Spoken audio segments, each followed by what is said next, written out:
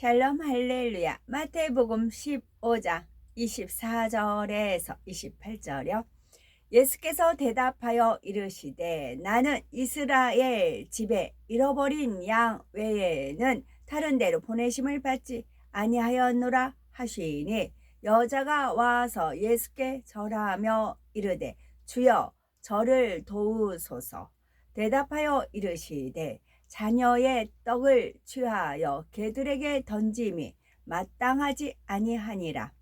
여자가 이르되 주여 올소이다마는 개들도 제 주인의 상에서 떨어지는 부스러기를 먹나이다 하니, 이에 예수께서 대답하여 이르시되 여자여 네 믿음이 크도다. 네 소원대로 되리라 하시니 그때로부터 그의 딸이 나으니라. 아멘. 제목은 주여 저를 도우소서입니다. 자존심이란 자기 몸을 굽히지 않고 스스로 높이는 마음이라는 뜻입니다. 하나님은 자존심을 버리고 겸손한 마음으로 상대를 섬기며 사랑하기를 원하시지요. 그런데 자존심을 내세우다 망하는 사람들이 있는가 하면 자존심을 버리고 존귀히 여김을 받는 사람도 있습니다. 다윗 왕은 하나님 앞에서나 사람 앞에서 겸손한 자였기에 이 땅에서는 물론 천국에서도 큰 자가 될 수 있었습니다. 다윗이 아직 이스라엘 왕이 되기 전입니다. 그는 자기를 시기하여 죽이려는 사울 왕을 피해 블레셋에 속한 가드 왕 아기스에게로 갑니다. 블레셋은 이스라엘의 적국으로 다윗은 사울의 휘하에 있을 때에 블레셋 사람을 많이 죽였습니다. 이 사실을 아는 아기스의 신하들은 이를 왕에게 알립니다. 자칫 생명을 잃을 수도 있는 공경에 처한 다윗은 블레셋 사람들 앞에서 미친 채 하고 대문짝에 끄적거리며 수염에 침을 흘리기까지 하였습니다.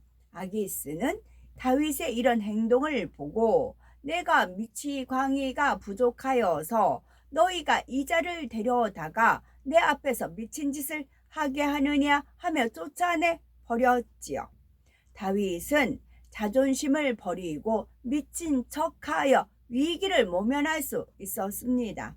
훗날 다윗은 이스라엘의 왕이 되었고 블레셋으로부터 조공을 받기까지 했습니다. 만일 다윗이 자존심을 세우다 아기스의 손에 죽었다면 위대한 왕이 될 수 없었지요. 이러한 상황에서 우리라면 어떻게 하시겠습니까?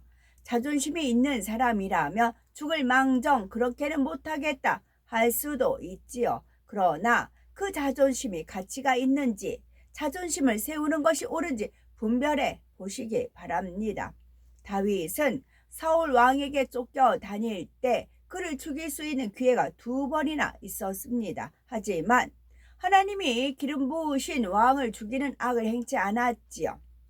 하지만 하나님이 기름 부으신 왕을 죽이는 악을 행치 않았죠. 도리어 자신을 죽은 개나 벼룩에 비유하며 사울을 죽일 의사가 없다고 하자 이에 악한 사울도 감동을 받았습니다. 결국 연단이 끝난 후에 하나님께서는 다윗을 왕으로 높여주셨고 그는 견고한 통일 왕국을 건설하였습니다. 사울은 사무엘 선지자가 죄를 지적했을 때에 회개하기는커녕 백성 앞에서 자기의 자존심을 세워줄 것을 간청하였습니다. 또 하나님께서 자신을 왕위를 폐하고 다윗을 왕으로 세운 사실을 알고는 다윗을 죽이려고 집요하게 쫓아다녔지요. 그러다 결국 하나님께 버림받아 비참한 죽음을 맞이했습니다. 남유다 왕국의 마지막 왕 시드기야는 어떠했습니까?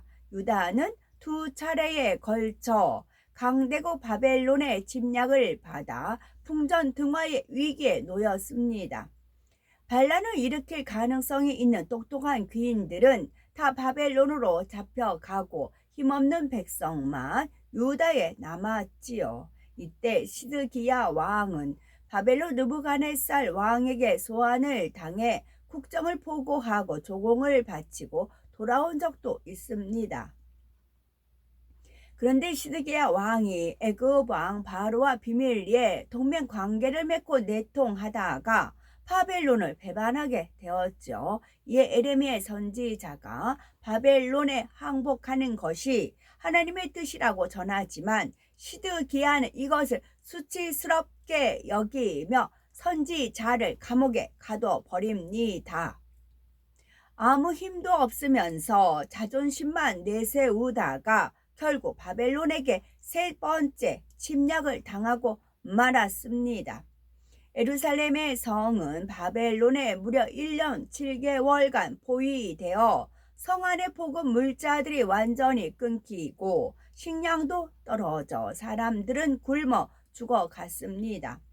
게다가 바벨론 군대가 성벽을 뚫고 들어와 시드기야와 군사들은 한밤중에 도망치다 결국 붙잡히고 맙니다. 마침내 예루살렘 성전은 불탔고 완전히 함락되어 버렸습니다. 바벨론 왕은 배반한 시드기야 목전에서 그의 아들들을 죽이고 시드기야의 두 눈을 뽑아 버리지요. 그리고 포로로 끌고 가 죽는 날까지 옥에 가두었습니다. 시드기야 왕은 자존심을 내세움으로 자신뿐 아니라 나라가 망하는 비참한 결과를 초래하였습니다. 그러니 자존심 때문에 자기를 낮추지 못하는 것이 얼마나 어리석고 자신을 망하게 하는 것인지 깨우쳐야 할 것입니다. 예수님께서 스로보니게 지방에 가셨을 때입니다. 더러운 귀신 들린 딸을 둔 이방 여인이 예수님께 나와 자기 딸에게서 귀신을 쫓아 주시기를 간구하였지요.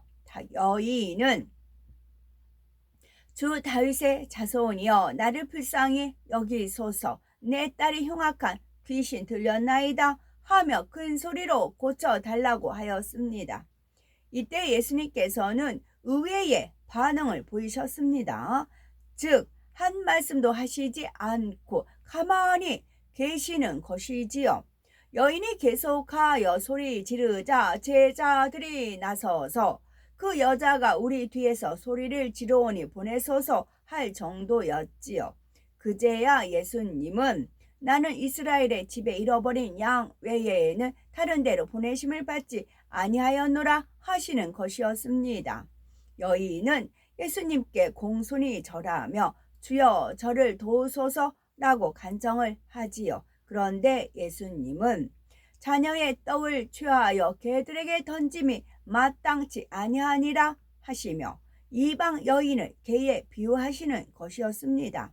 다른 사람 같으면 개 취급당한다고 자존심이 상해 돌아가 버렸을 것입니다. 그러나 여인은 서운함이나 자존심이 상한다는 마음 자체가 없었습니다. 주여 올소이다마는 개들도 제 주인의 상에서 떨어지는 부스러기를 먹나이다 하며 겸비한 마음으로 끝까지 예수님께 구했지요. 이에 예수님께서 여자야 네 믿음이 크도다 네 소원대로 되리라 하시자 딸이 그때로부터 깨끗이 나았습니다. 스로보니게 여인은 자기를 철저히 낮춤으로 믿음의 시험을 잘 통과하여 마음의 소원을 응답받았지요. 스로보니게 여인이 주여 올소이다마는 개들도 제 주인의 상에서 떨어지는 부스러기를 먹나이다 한 것은 오로지 딸을 고치겠다는 일념으로 억지로 분을 누르거나 자기에게 유리한 쪽으로 계산하여 한 말이 아닙니다. 그 중심이 의롭고 겸비했기에 예수님이 예상치 못한 말씀을 하셨을 때도 선한 믿음의 고백을 할 수 있었지요. 순간의 지혜를 짜내 내가 이렇게 대답해서 예수님의 마음을 사야겠다 한 것이 아닙니다. 마음에 있는 선과 마음에 있는 겸손이 그대로 나왔을 뿐이지요. 우리도 하나님의 응답을 받으려면 교만을 버리며 마음을 비워 종의 형체를 가진 예수님의 마음을 닮아야 합니다. 악을 악으로 갚지 않고 선으로 갚으며 육의 마음을 온전히 버리고 영의 마음, 의로운 마음을 가져야 하지요. 그러면 어떤 문제에도 응답받을 수가 있고 믿음으로 행하는 모든 일에 거칠 것이 없습니다.